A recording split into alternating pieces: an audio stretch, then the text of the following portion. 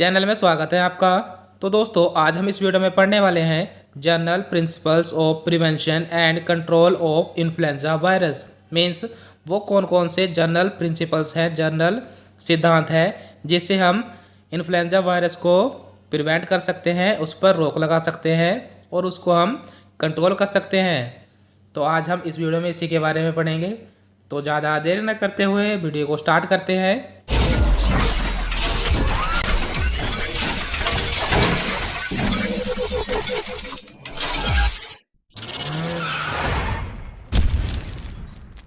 तो सबसे पहले हम देख लेते हैं इन्फ्लुएंजा वायरस क्या होता है। Influenza commonly referred to as the flu. Means influenza को हम आमतौर पर फ्लू भी कहते हैं। Is an infectious viral disease caused by RNA viruses of the family orthomyxoviridae that affect birds and mammals. Means जो इन्फ्लुएंजा वायरस है वो एक ऐसा वायरस है जो कि इन्फेक्शन भी कोज करता है और ये जो वायरस है इसमें आरएनए के वायरसेस पाए जाते हैं जिसकी फैमिली होती है। मीन्स जो इन्फ्लुएंजा है ये ऑर्थोमिक्सोवायरिडे फैमिली से बिलोंग करता है। जो इन्फ्लुएंजा वायरस है वो मेनली बर्ड्स यानी पक्षियों को और मैमल्स को अफेक्ट करता है। मैमल्स वो होते हैं जो डायरेक्ट बच्चों को जन्म देते हैं और अपने स्तन से उन्हें फीड कराते हैं, तो उन्हें हम कहते हैं मैमल्स। अब हम नेक्स्ट पॉइंट देख लेते हैं। The viral particles are about 80 to 120 nm in diameter and can spherical और प्लियोमॉर्फिक इन शेप। मीन्स जो इन्फ्लुएंजा वायरस का जो वायरल पार्टिकल्स होते हैं उसकी जो डायमीटर होता है वो 80 से 120 नैनोमीटर का होता है और जो उस पार्टिकल की शेप है वो या तो स्पेरिकल होती है या प्लियोमॉर्फिक होती है। प्लियोमॉर्फिक का मतलब होता है कि कोई भी सेल जिसकी शेप है वो डिस्टिंक्ट हो। डिस्टिंक्ट मीन्स कि उसकी शेप अलग अलग हो सकती है। नेक्स्ट पॉइंट है अब they have a lipid membrane envelope that contains the 2 glycoproteins. जो वायरस है उसके ऊपर एक लिपिड की मेम्ब्रेन का एनवलप होता है जिसके अंदर 2 ग्लाइकोप्रोटीन्स होती हैं जो कि हैं हीमोग्लोबिन जिसे हम HA भी लिख सकते हैं और न्यूरोअमाइनिडेज जिसे हम Na भी लिख सकते हैं। तो ये हमारी लिपिड मेम्ब्रेन के अंदर 2 ग्लाइकोप्रोटीन होती हैं इस इन्फ्लुएंजा के वायरस के अंदर। Influenza is a viral infection that affect mainly the nose, throat, bronchi and occasionally lungs. Means जो इन्फ्लुएंजा है वो एक वायरल इन्फेक्शन है। वायरल इन्फेक्शन का मतलब है कि जो इन्फेक्शन एक से दूसरे को फैलता है और जो इन्फ्लुएंजा का जो वायरस है वो मेनली नाक पर, गले पर और जो ब्रोंकाई होती है और सबसे ज़्यादा लंग्स पर ये अफेक्ट करता है। मीन्स रेस्पिरेशन में बहुत ज़्यादा दिक्कत ये उत्पन्न कर देता है। Infection usually last for about a week and is characterized by sudden onset of high fever, headache, aching, muscle, severe malaise, non-productive cough, sore throat and rhinitis। Means जो इन्फ्लुएंजा का वायरस है ये लगभग 1 हफ्ते के लिए रहता है और इसकी जो करेक्टरिस्टिक्स हैं मीन्स ये कैसे उत्पन्न होता है तो ये हाई फीवर के साथ यानी बहुत ज़्यादा बुखार के साथ, सर में दर्द होना, मसल सीवियर मलाइज मीन्स बहुत ज़्यादा थकान होना और नॉन प्रोडक्टिव कफ, ऐसी कफ जो कि सूखी खांसी हो उसे हम कहते हैं नॉन प्रोडक्टिव कफ जिसमें स्पूटम ना आए। सोर थ्रोट मीन्स गले में दर्द और rhinitis means stuffy nose, redness हो जाना नाक पर। तो ये सारे लक्षण होते हैं इन्फ्लुएंजा वायरस के जो कि 1 हफ्ते के बीच बीच में किसी भी आदमी को हो सकता है। तो ये उसके सिम्टम्स हैं। अब हम देख लेते हैं prevention and control of influenza virus. तो इसको प्रिवेंशन करने के लिए कुछ तरीके हैं। फर्स्ट है रेस्पिरेटरी हाइजीन, सेकंड है हैंड हाइजीन, थर्ड है यूज़ ऑफ मास्क, फोर्थ है पर्सनल प्रोटेक्टिव इक्विपमेंट, फिफ्थ है आइसोलेशन, सिक्स्थ है वैक्सीनेशन। तो अब हम एक एक करके इनको जान लेते हैं। तो सबसे पहले हम देख लेते हैं रेस्पिरेटरी हाइजीन। तो इसमें हम देख लेते हैं क्या आता है। Cover the nose mouth with the handkerchief, tissue paper, when coughing and sneezing. Respiratory hygiene हम कैसे कर सकते हैं। जब कोई भी व्यक्ति खांसता या छींकता है तो उसे टिश्यू पेपर या रुमाल वगैरह का यूज़ करना चाहिए जब वो खांसता और छींकता है। Use of tissues to contain respiratory secretion and dispose of them in the nearest waste receptacle after use.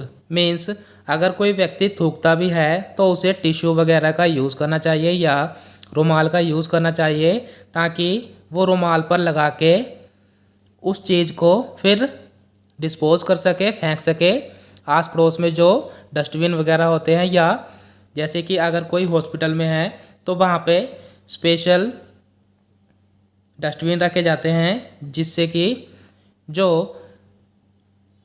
Tissue paper है या कोई भी गंदी चीज़ है उसको हम वहाँ पे डिस्पोज कर सकें, वहाँ पे फेंक सकें।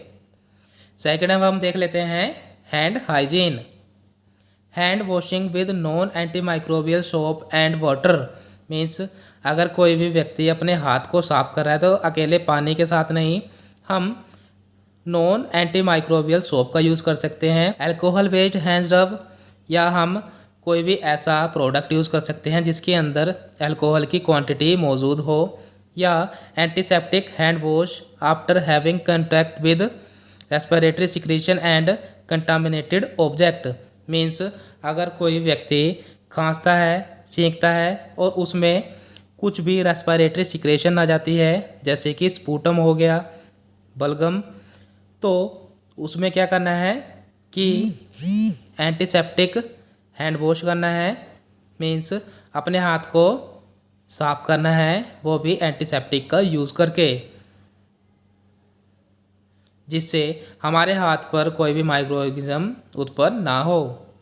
तो हमें हैंड वॉश भी ऐसे ही करना है।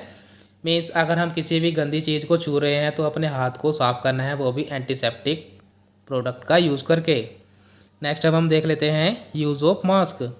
Use of mask when going outside. Means अगर हम बाहर जा रहे हैं तो मुंह को कवर करना चाहिए मास्क से। जैसे कि यहाँ पे मास्क के एग्जांपल दे रखे हैं। फर्स्ट है N95 फिल्टरिंग मास्क, तो इसमें protect from inhalation of airborne particles. Means N95 जो फिल्ट्रेशन मास्क है वो क्या करता है, अगर हम बाहर जा रहे हैं तो बाहर बहुत सारी धूल मिट्टी होती है, तो वहाँ पे जो एयरबोर्न पार्टिकल होते हैं उनसे जो N95 फिल्ट्रेशन मास्क है वो प्रोटेक्ट करता है। फिट टाइटली टू फेस, इसको मुंह पर अच्छी तरीके से कवर कर लेना चाहिए। Approved by NIOS। Means N95 mask को NIOS ने अप्रूवल दे रखी है। Particles less than 100 micrometer. Means जो N95 मास्क है वो 100 माइक्रोमीटर के पार्टिकल्स को ही फिल्टर कर सकता है।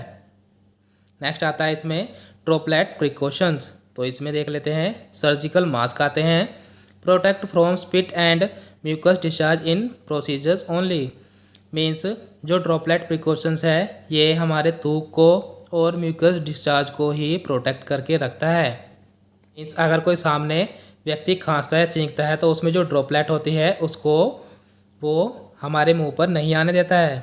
Approved by FDA। मीन्स जो ड्रॉपलेट प्रिकॉशंस हैं यानी सर्जिकल जो मास्क हैं वो FDA के द्वारा अप्रूव्ड किए गए हैं। Do not have adequate filtering. जो सर्जिकल मास्क है ये ज़्यादा फिल्टर नहीं करते हैं।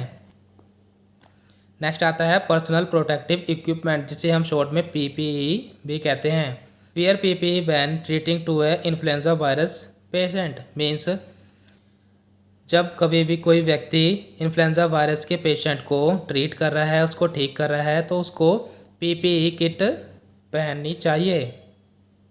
अब हम नेक्स्ट देख लेते हैं। नेक्स्ट पॉइंट है इसमें isolation. Make a distance from patient suffering from influenza virus and give patient placement to separate room. Isolation का मतलब होता है कि जैसे कोई भी पेशेंट है उसको इन्फ्लुएंजा वायरस हो रखा है, यानी कि उसके शरीर में इन्फ्लुएंजा वायरस है, तो उसको मीन्स उस पेशेंट को अपने से दूर रखना चाहिए और उससे एक गैप बना के रखना चाहिए, या उस पेशेंट को अलग ही रूम में शिफ्ट कर देना चाहिए, जिससे कि जो इन्फ्लुएंजा वायरस है वो उस व्यक्ति से किसी और व्यक्ति में ना जाए। नेक्स्ट आता है अब हमारा influenza vaccines. One of the most important way to prevent and control of influenza is vaccine. Means एक सबसे ज़्यादा इम्पोर्टेंट जो रास्ता है इन्फ्लुएंजा वायरस को प्रिवेंट करने का, उस पर कंट्रोल पाने का, वो है vaccination. Immuno prophylaxis with vaccine means immunological prevention, वो भी वैक्सीन के साथ। Chemo prophylaxis and chemotherapy means drugs का यूज़ करके डिसीज़ पर कंट्रोल करना और कीमोथेरेपी करना, ये तरीके भी हमारे इन्फ्लुएंजा वायरस को प्रिवेंट और कंट्रोल कर सकते हैं।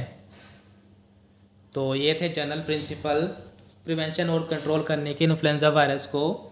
आशा करता हूँ कि आपको वीडियो अच्छी लगी होगी और समझ में आई होगी। So thank you for watching.